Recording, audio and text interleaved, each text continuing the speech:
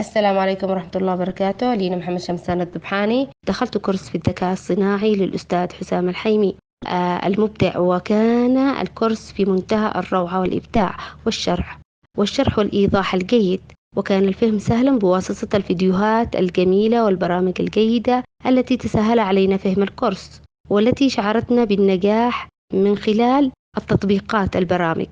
ونشكر الأستاذ حسام الحيمي ألف ألف شكر، وجزاه الله ألف خير. وأتمنى من كل من سمع تسجيلي أن يدخل ويتسجل ويدرس هذا الذكاء الصناعي مع الأستاذ حسام الحيمي. فيكس كود